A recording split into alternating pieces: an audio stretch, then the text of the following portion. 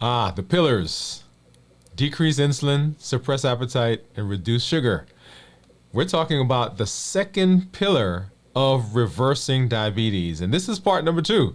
Last week, we spent some time talking about the things, the challenges that we face in trying to suppress the appetite. You know, if we could suppress the appetite, if my appetite was not so ravenous, if I could control my urge for Ben & Jerry's ice cream, Cherry Garcia, that's my thing. If I can control my urge for pizza or hot dogs or Chinese food, then I would be great. That's what people say. And so what are the things that we can do to help suppress the appetite? Because they are challenging. They are challenging because of how we feel and how food makes us feel and the things that it brings back to our memory and the places that it puts us. And that urge is so strong. And right here tonight, we're going to talk about what can we do to be able to suppress the appetite? Because that's pillar number 2. And this is the second part. If you're new to me, I'm Dr. Dwain Woode. That's Wood with an E. The E stands for endocrinology. Here on the channel, I educate, I empower, and I encourage you to take charge of your health and your life, avoid complications, and go to the next level. And in this year, new you. I'm talking to adults with type 2 diabetes who want to put their diabetes in remission, get off of medication, who want to improve their metabolic health, in fact, who want to reverse their diabetes. That's what we do here on the channel. If you're new, also go ahead and put new in the comments because I'd love to welcome you with a hand clap and some music and let you know that we are happy that you are in this space, in this community. If you have questions as we go through the show, make sure you put those in the comments and make sure you put a Q in front of them so that we know that that is something that we want to get to, that we need to answer that question. As we do here, you know, I've got my monitors that we're going to take a look at here in just a minute. I've got my keto moja meter. I've got my contour meter off to the side that we'll take a look at. And I also have right below, you see there, that's my Dexcom Clarity Report showing my average blood sugar over the last 2 weeks being 134. And in fact, if I change that to 90 days, you see what my average glucose has been for the last 90 days, 112, with my glucose management indicator of 6.0 down at the bottom, and I'm in target 83% of the time. We'll take a look at that here in just a minute. But to our conversation. Often people will have difficulty with a eating plan, with their health, with their metabolic disease, not because they don't know what to do, not because they don't have the right food, but they have difficulty because of appetite. And so pillar number 2 of our reversing diabetes has to do with appetite. And last week we spent some time talking about this very thing. If you recall, in our show, we talked about suppressing appetite, which is pillar number 2. And we talked about, so we're doing part 2 tonight of that series. And so what is appetite? So appetite, we reviewed, is the natural desire to eat. It's a natural desire. It is the thing that comes to our mind when we are in a particular situation. We're in a particular mood. We're in a particular event, right? Movies, we eat, right? We go to family functions and we eat. We remember how Aunt Sue's apple pie tastes, and so we eat. And oh my goodness, Christmas is coming up or Thanksgiving is coming up, and we remember that dressing that cousin so-and-so made, and I'm gonna have some. I'm not hungry, but I just can't wait. I'm anticipating it. When I go to New York, personally, I'm looking forward to having some pizza. I don't think about it when I'm here. I don't buy pizza. I don't go to the pizza store. But when I get on that plane, one of the first things I begin thinking about is pizza, and that is appetite. So appetite is different from hunger because hunger is a basic physiologic need for food. Hunger says that I need energy in the body right now. It's not that I think I need. It's not a desire. It's not, it makes me feel good. It's not because it's a particular occasion. It's because my body right now needs food. It needs energy. And that is the difference between hunger and appetite. We often eat because of appetite and not because of hunger. And so we reviewed and we went through and talked about some of the challenges for regulating appetite, right? So why is regulating appetite challenging? Because we said that there were hormonal and physiologic issues, right? So the hormones are flowing, and when those hormones get disrupted, they cause it to be difficult for us to manage our appetite, because they force us, they push us, if you will, in a direction to eat. Emotional and psychological factors, kind of like being on that roller coaster. When you go up, it doesn't matter what you do at the top of that roller coaster, it's coming back down, right? Yes. And then environmental and social cues, right? So we go, we have these functions, we have these social cues. The family is sitting to eat. We go to that particular restaurant. We go to that particular place where we eat. And there's that particular thing, that food, that dessert, that whatever that is so good at that place that we end up going there, and that's where we eat. We eat because of diet and nutrition. The types of things that we are used to, the taste, the crunch, the feel, all of those, and we're not probably putting together the right combination of foods so that we are more hungry. Right? So we can have a food that has high calories with small size, and you put that in the stomach, and it doesn't even stretch the stomach. And so the hormones never, the brain never gets the signal that there's something in our stomach. But the calories are there. Right? So diet and nutrition. We have difficulty because of lifestyle and behavioral habits. The things that we do, the social situations we are in, the lack of sleep, and we'll talk about that here in a little while, the fatigue that we have, the constant stress that we're under. And so those hormones, remember, cortisol is that hormone that goes out and finds energy in the form of sugar, and epinephrine is the hormone that helps your body use it. So the combination of those, because we're in this tonic, stressful environment, that we're always there. And so the blood sugars are always slightly above normal. Insulin is there because the blood sugars are high. The cortisol is there. The cortisol is causing those spikes, and we get into that vicious cycle. Okay, genetics and biology. There are certain things that are predisposed. Our families like certain flavors.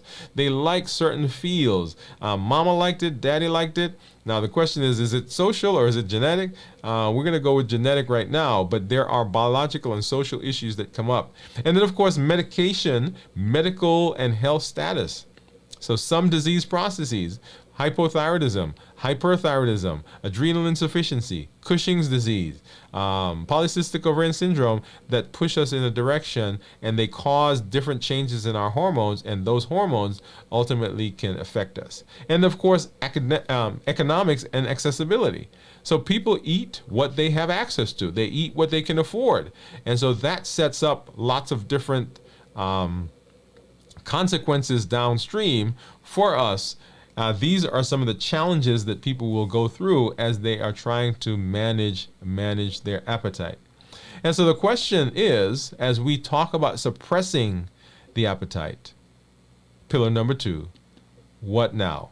What do we do? And that's where we're heading tonight. That's what we're going to be talking about. What are some things that we can do to help us deal with the challenges that we find ourselves in? And you see the list there. Of course, the first one is adding a balanced nutrition to your daily, weekly, monthly lifestyle regimen. But before we get there, let's hop back over. I want to take a look at what my blood sugars are. And here is my Libre that's saying my blood sugar right now is 65, and I am actually right now, let's see, 3 minutes away from a 72-hour fast. So 3 minutes away from a 72-hour fast, and you see down at the bottom that that graph shows that I've been below 100, and of course, coming down the red part of the graph shows that right around 5-ish, 4:30, 5 o'clock, that we dropped below 70, and we've kind of maintained that for the rest of the evening. If I look at my Dexcom, it's saying that I'm 76 right now. And then let's hop over and take a quick look at what my Keto Mojo and my Contour are saying. Okay, let's see. So that's that one. Here we are. So let's take a look. And as you know, I've got a keto mojo that shows me glucose and ketones, and then a contour that just gives me glucose. So let's get a strip out and get that into the contour. Of course, I spilled those there, but that's okay. So get a strip into the contour. And then we'll start with the glucose for the keto mojo, and we'll come back and do the ketone in just a minute. And what do you think my blood sugars are going to be? What do you think these monitors are going to say? And then, of course, what do you think my ketones are? Okay. All right, so there we are. So we get that going.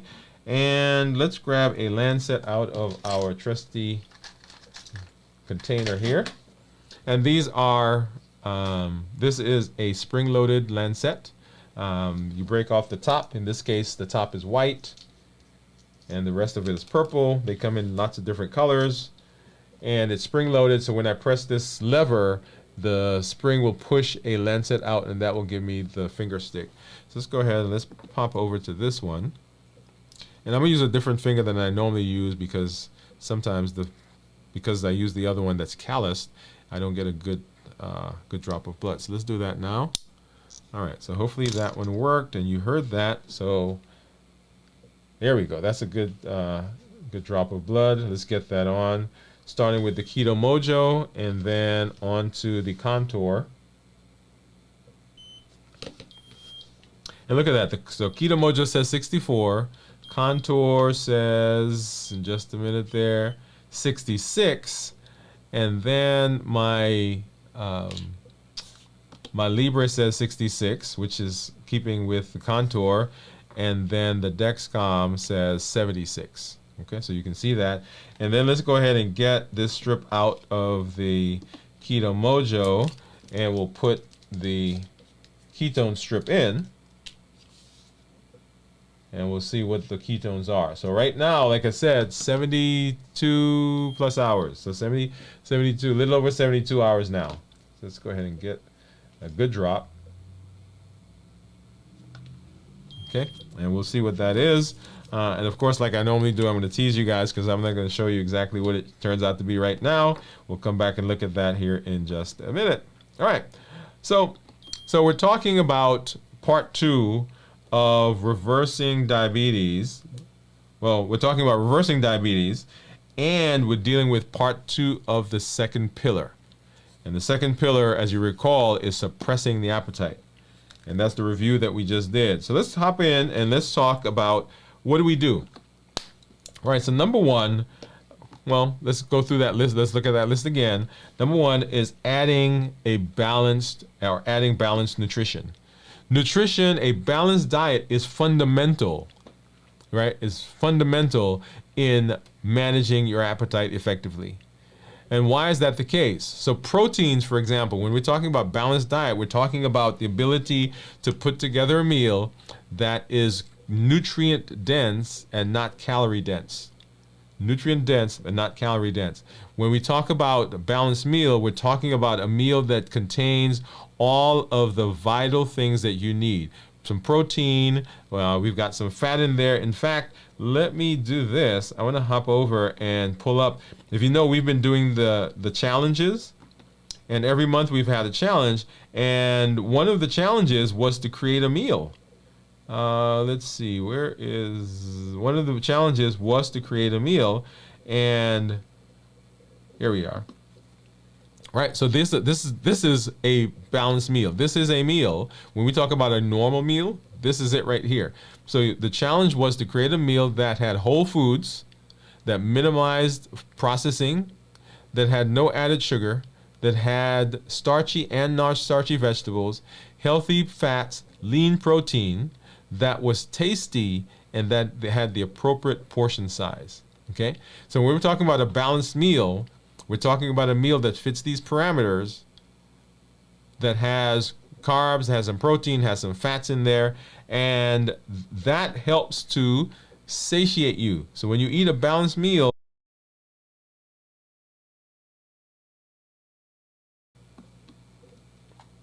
there we go. Your body says, yes, I like this, and because I like it and because I have everything that I need, I don't have to go get anything else. I don't have to think about the cornbread. I don't have to think about the dressing. I don't have to think about the ice cream or the cake or the candy or the donut or whatever it is that right now is going through my mind. Okay? So a balanced diet. So proteins, they help to satisfy you. They help to satiate you, right? They help with satiety and they stabilize blood sugar levels. Remember, proteins will help to blunt the spike in blood sugars. Fiber, vegetables, whole grains, they take longer to digest. They keep you fuller longer. And they also will blunt the rise in blood sugar. Remember, as the blood sugar goes up, insulin goes up. When insulin goes up, insulin stimulates the appetite. Insulin dysregulates our hunger and satiety hormones. So if we're able to blunt, if we're able to minimize, if we're able to delay the absorption of the sugar that comes from the food, then that helps us with the appetite. And of course, healthy fats. So foods rich in omega-3 fatty acids, like avocados and nuts, they enhance fullness. Right? In one of our check-ins last week, one of our community members put in that she adds MCT oil, okay, to her food. And you can do that. You can add healthy fats to your food because they help not only to satiate you, help you feel fuller longer, but they also help to blunt the absorption. So if you eat fat and carbs, then you'll have a delayed response to the carbohydrates. Okay, try it. All right, so we're talking about things that we can do that overcome some of the challenges that we find ourselves in when we're trying to suppress the appetite, right? Pillar number 2. And then we want to practice mindful eating. Practice mindful eating. So mindful eating is about engaging fully with the eating experience. Often, we are rushing through the food. Often we're spending time doing other things. We're watching TV, we're playing a game, we're talking on the phone. And so the eating experience is lost. And so the body eats the food, you get the food, you ingest the food, but then later on you're hungry again because the brain does not get satisfied with the food that we're eating. When you are taking time to be mindful, you're concentrating on the food. You're not obsessing. You're concentrating on the food, the feel. You're enjoying the flavors of the food. You're being mindful. You're being present. You're not off somewhere else thinking about getting ready to do something or thinking about something that you should have done. Okay? So pay attention to what and how much you eat. When we're mindful, it helps you to do that. Eat slowly and savor every bite, right? This leads to eating less. You know, if you eat fast, you eat more. But if you're in the mindful frame, you eat less, but you feel more satisfied, right? Because you're enjoying the food. When I fast, for example, and I go and I'm doing a good job of breaking my fast, I enjoy that food much more. Not just because I haven't eaten for a while, but I enjoy the food a lot more because I'm savoring it. I'm enjoying the experience of being with the food. And then it helps you to learn to recognize when you're hungry or whether you're eating out of heat, right? Remember our acronym HEAT, H-E-A-T, habits, emotions, access, and taste. Those are the things that will push us through our decision to eat a particular or not to eat a particular thing. The habits that we form, the routines that we go through. We eat just because it's time to go to watch movies. We eat because we get together with that friend. We eat because we go to that place.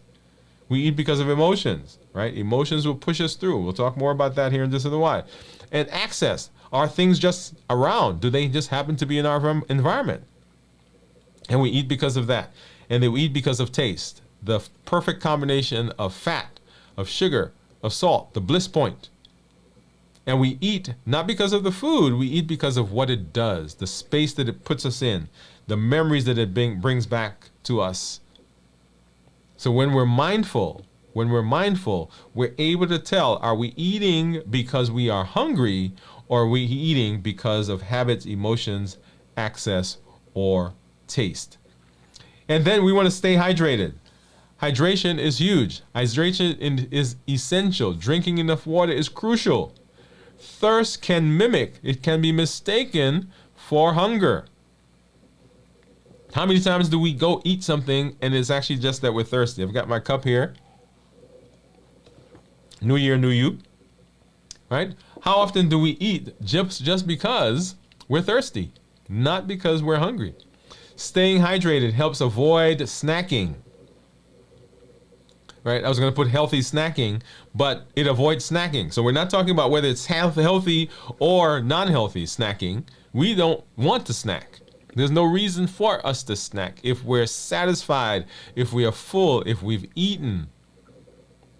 Right? People say, I snacked because I'm hungry. No, you're not hungry. You snack because you've gotten into the habit of eating. Drinking a glass of water before meals can help you fill your stomach and naturally reduce your food intake. Because remember, the some of the hormones, the hunger hormone, it is affected by the stretch of the stomach. So if the stomach is full, it's stretched because you have water, because you drank a glass of water, then the signal to the brain says, hey, I'm not full. So when you eat something, well, I shouldn't say it's full, you're not full then, but when you eat something, the water along with the food sends that signal out, and the body allows you to stop. The brain says, okay, let's stop eating now. So staying hydrated, another one of those things we can do to overcome the challenges that we find when we're trying to suppress the appetite. Get regular exercise.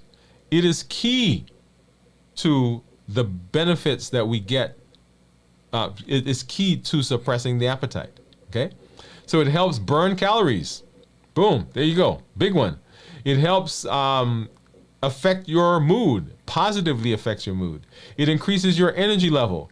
It helps you feel more energized. It significantly reduces cravings.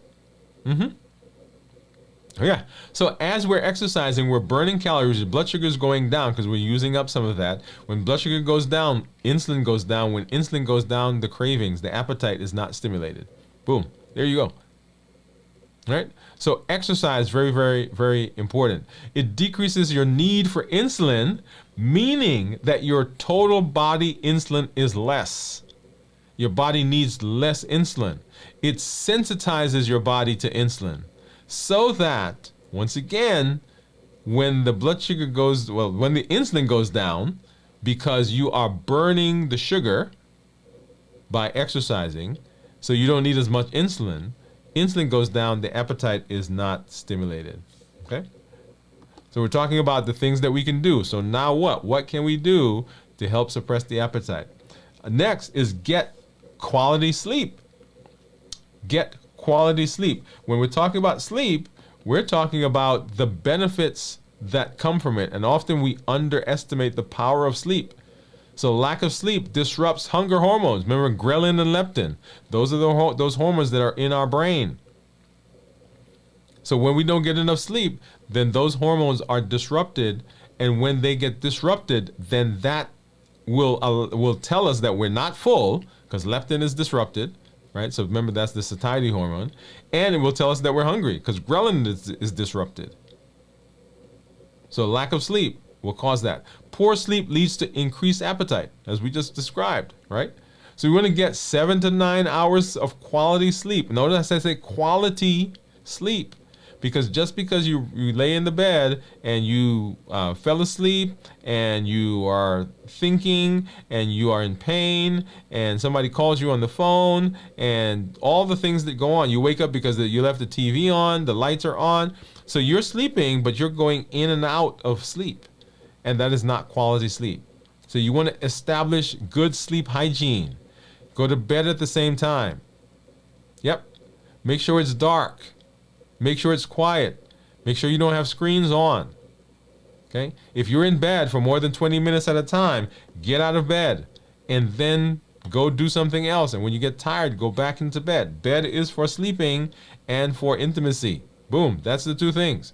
You shouldn't be playing crossword puzzles. You shouldn't be watching TV. You shouldn't be reading when you're in bed.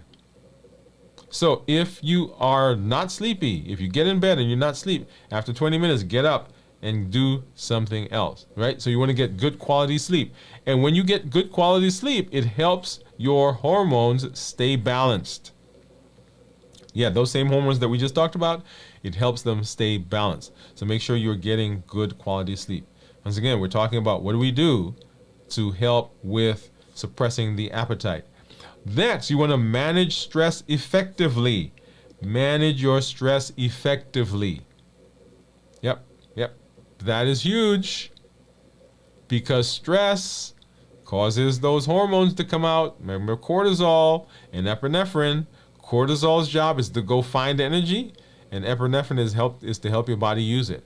So when you're stressed, when we stay in this tonic place of stress, then those hormones are flowing. Those hormones are doing their job, and they will cause the blood sugars to go up. It'll cause spikes in insulin. Once insulin comes out, then boom, there we are, right? So find a common pathway.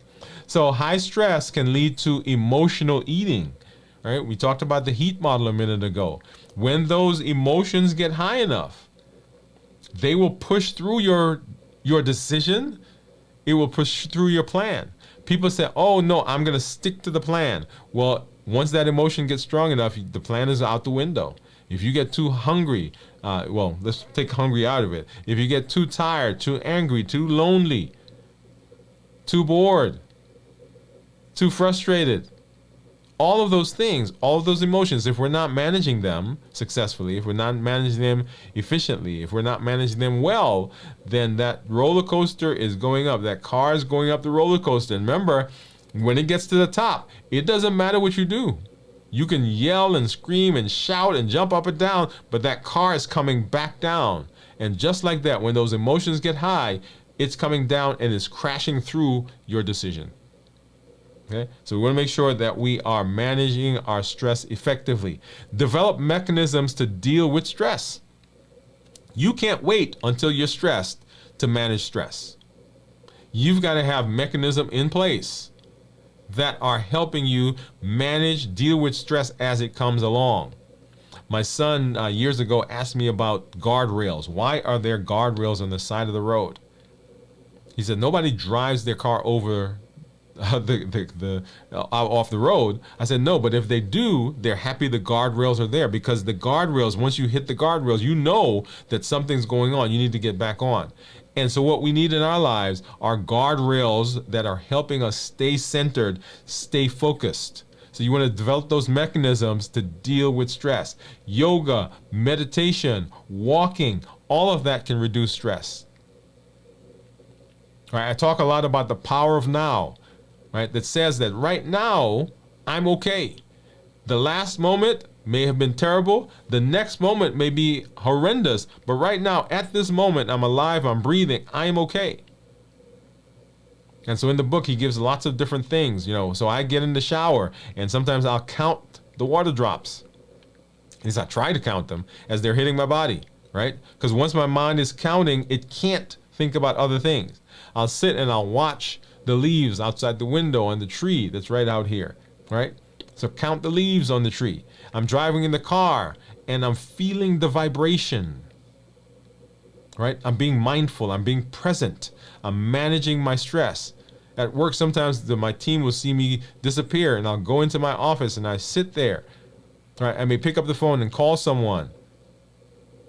Or sometimes I'll just sit there for a moment. And I'll go to my favorite place, St. Simon's Island. I've talked about it before. If you don't know that story, go find one of our videos and you can hear that story. St. Simon's Island. So whatever you do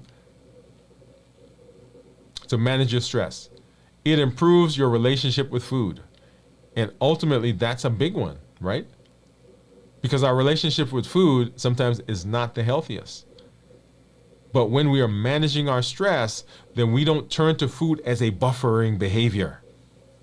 Remember, buffering behaviors are those behaviors that we do so that we don't feel something, or that we avoid an emotion, or we underfeel.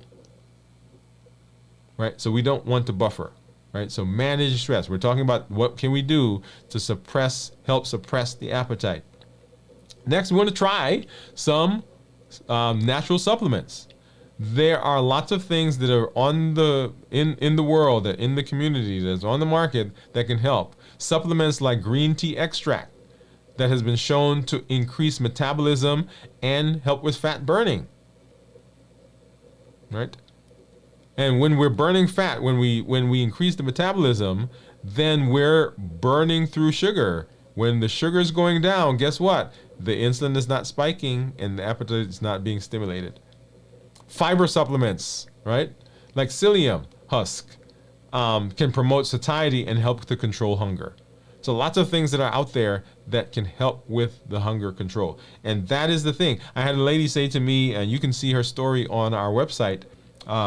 She said, if you can help me control my appetite, then I could lose weight. If you can help control appetite, then I could lose weight. It was that big. And for a lot of people, that's where they find themselves. The appetite is the thing that causes the big problem. Okay, so try some natural supplements, and then join a community.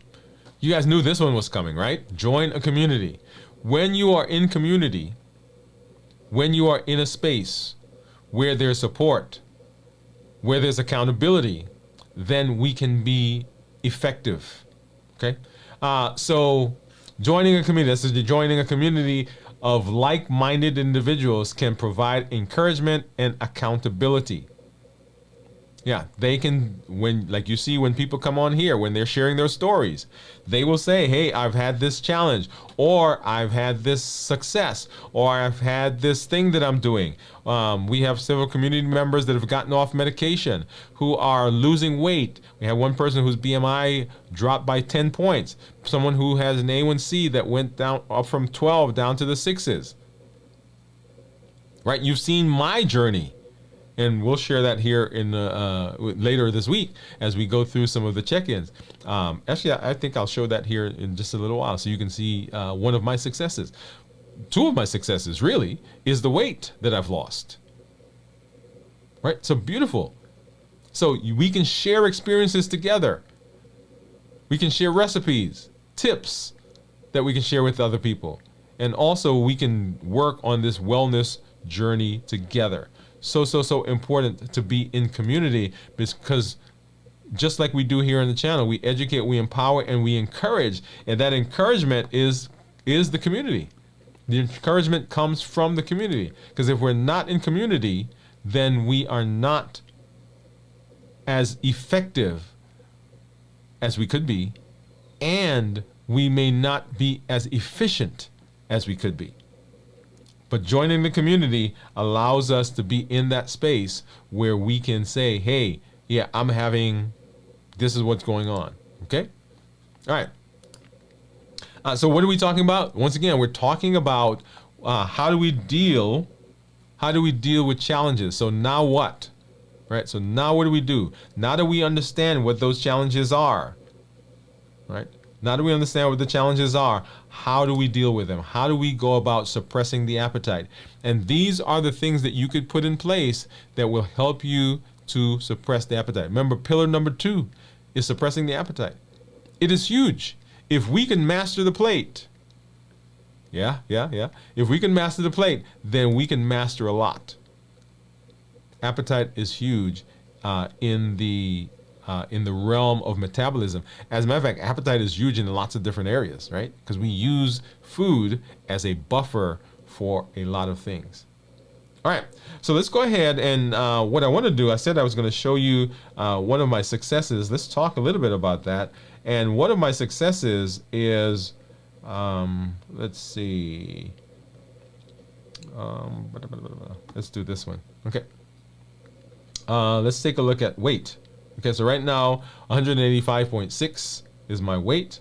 And if you've seen my trends, right, so you see down there, kind of this is a weekly trend. But if we look back over the course of a couple of years, I think the highest that we have on this graph is, I think, 260. Yeah, 260 was my weight. That was January 31st of 2022. Okay, January 31st of 2022. And you'll see over the course of time that my weight has dropped. And so one of my successes has been that it's had this continual drop, this continuous drop. Now, in a downward trend. Now, it was not all, so look at that right in there, right? So it was not all linear. So I went up and went down, went up, went down, went up and down. But over the course of time, we are heading down to where we want to be. And then, so I think, is this one? Right, so 185 is what my my current weight is. And that's been a success for me, right? The last time I was in 185, actually the last time I was in the 100s was when I was probably just got out of high school. Right? So first started college. I think when I got married, I was 180, maybe 160, 170, 180. Okay, so right in college. So that's one of my successes.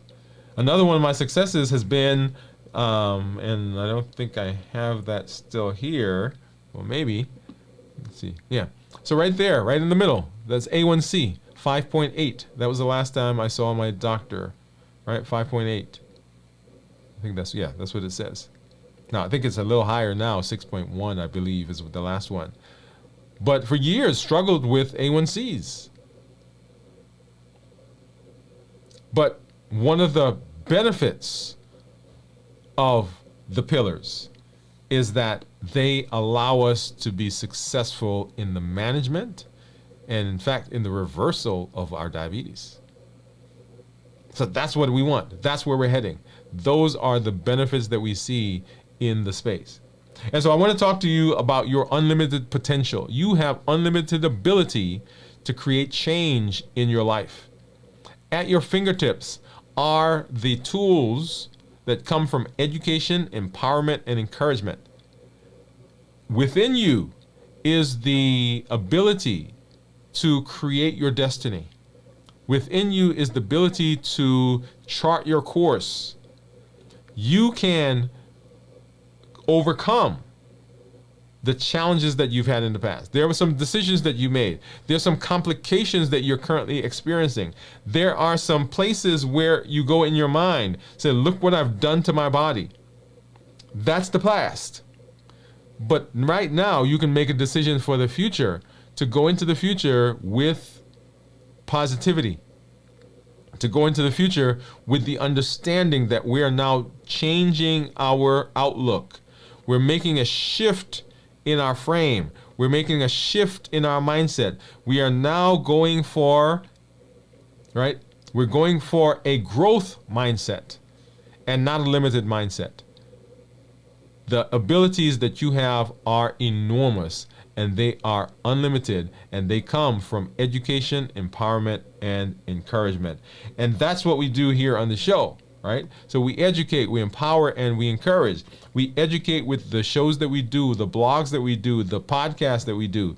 All of that is with the intention of providing education. When we are doing those, it allows us to change our thought process. If you want to change something, if you want to improve something, you got to understand it and you've got to know what it is all about. And so that allows you, it gives you data, it gives you the ability to shift the frame, shift the change, look at it a different way, look at it from a different angle. So we educate, we empower, and the empowerment comes from all of the tools that we are learning. We've learned how to figure out what our why is. What are those things that are driving us? Why do you want to be healthy? Is it a vacation that you want to go on and you want to lose some weight so you can be there? Is it a child that's getting married, that's graduating? Is it a trip that you guys have been saving up for? It's retirement. You've got a granddaughter, grandson that's coming, that's about to be born. You want to be around. You want to be healthy. You want to be able to throw the ball. What is it that's your why? Because that's what will drive you. And then we learned how to fast. If you've not been following us in our fasting trend or our fasting process, go ahead and do that. There's a playlist that says how to fast successfully. It's a huge tool that we use in the process of reversing our diabetes, right? Tools, we're talking about tools. The heat model, which we just went through, habits, emotions, access, and taste. Emotional intelligence, understanding where you are, understanding how other people are feeling, and being able to use that for your benefit. Emotional intelligence. And then being able to manage your medication. Evaluating them to say, which medication should I be on? Which one should I think about coming off? And the first one I always talk about, or first group of medications I always talk about, are those medications that either stimulate insulin or give you insulin. We're talking about type 2 diabetics, adults with type 2 diabetics. If you are taking insulin, the very first thing that you want to try is to get off the insulin. Because remember, insulin stores, right? So weight. Insulin stimulates the appetite. Insulin dysregulates our satiety and hunger hormones. Insulin can cause us to have fatty liver. Insulin can cause high blood pressure because it decreases the elasticity, the stretchability, if you will, of our vessels. All of those things. So insulin, first one to get off of. And then any medication that stimulates your body to make insulin is the next step. So the tools that we're learning, right? So managing medication, being able to do that. And remember, it's not just for diabetes. Because diabetes is the prototypic prototypic obesity, not obesity. Diabetes is the prototypic metabolic disease. Obesity, hypertension, high cholesterol, polycystic ovarian syndrome, all of those fall into that same kind of milieu, that same kind of category. And this process works for all of those because it works for the prototypic disease. Okay? And then our heat model. The heat model says that we eat because of habits, emotions, access, and taste. The habits that we form, the routines that just seem natural, they just come. We don't even think about it. I tell the story that I was sitting in the movie one time, watching the movie before I realized that I was eating popcorn. I hadn't even remembered that I stopped at the concession stand, got some popcorn. It was just so natural. And the heat model says that, yeah, that's what happened. We eat also because of emotions. When the emotions get high enough, they push through the things that we have decided. We push through. And so you can try to stop it. You can say, I'm not going to do it. I'm not going to do it. I'm not going to do it. But guess what? If the emotion is strong enough, it's coming. Right? We eat because of emotions. We get angry. We get depressed. We get, even when we're happy, if we have not learned how to deal with that emotion, then that emotion can cause us to eat as well. We eat also because of access. There are things in our environment, things that we have that just push us in that direction. Right? I don't bring cashews. I don't bring almonds into the house because, yeah, that's what happens. I eat them. We eat because of access. We eat also because of taste. The perfect combination of fat, salt, and sugar. The bliss point. When I go to New York, I'm looking for hot dogs, pizza, and Chinese food. Why? Because they remind me of my dad. So we're never chasing the food. We're always chasing what the food does, the space that it puts us in, the memory, that time we went to that place, we ate that thing, and we felt that way. We eat because of habits, emotions, access, and we eat because of taste.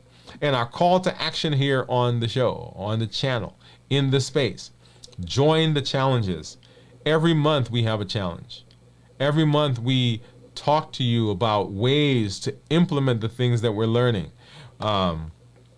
Whether it's figuring out your why, or which of the heat model is yours. Which one is the thing that pushes you? Which is your trigger? I'll tell you, for me, it's EAT. Emotions, access, and taste. All three of those. Those are mine. Which ones are yours? Being able to create a menu. Right? We talked a little bit a while ago about one of the menus or the foods that we want. Right? So this is what when we say normal food, this is what I'm talking about. So minimize the whole foods or maximize the whole foods. Minimize the processed foods. No added sugar. Right? Starchy, non-starchy vegetables. Yeah? Lean protein, healthy fats. It has to be tasty. And it has to have the appropriate portion size. right? All of those. We talked about mentoring somebody, right? That was one of our challenges, making sure that you're finding somebody to mentor in the New Year, New You process.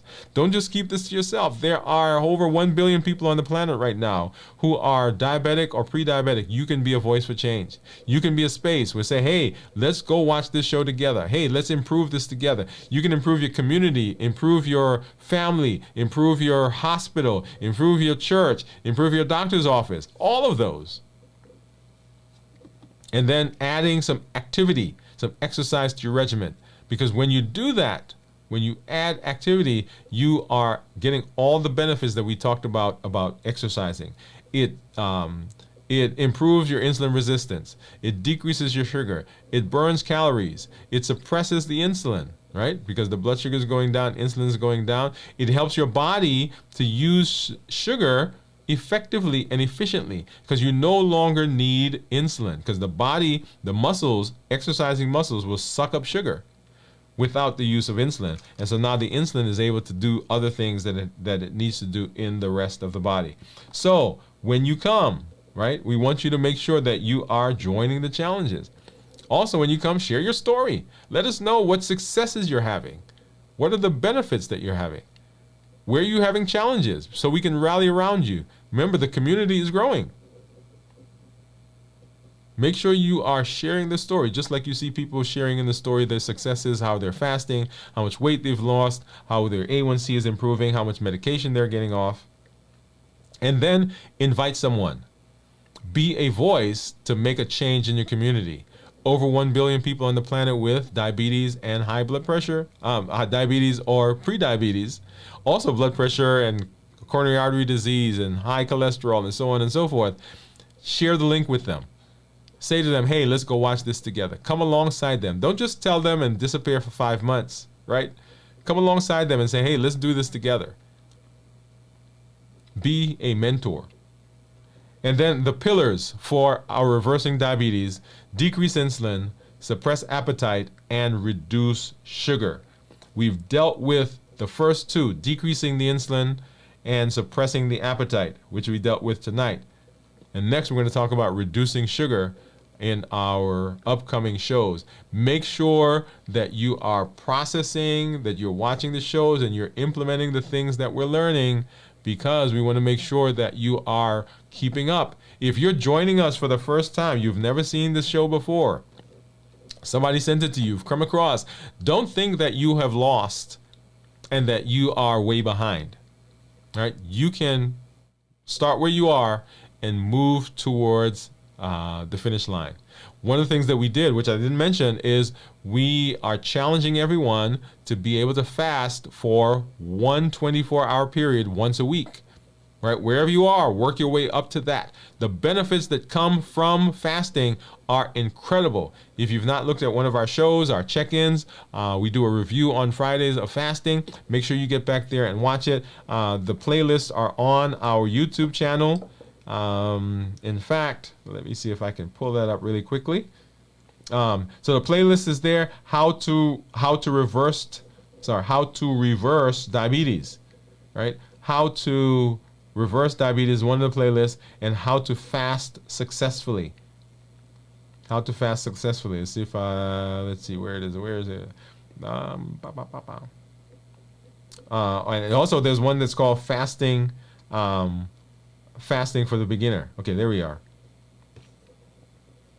So let's pop back over here. All right, so how to fast successfully. And look at that, there are 62 episodes in that. Right? So as we've gone through the space and fasted, all of those are listed there.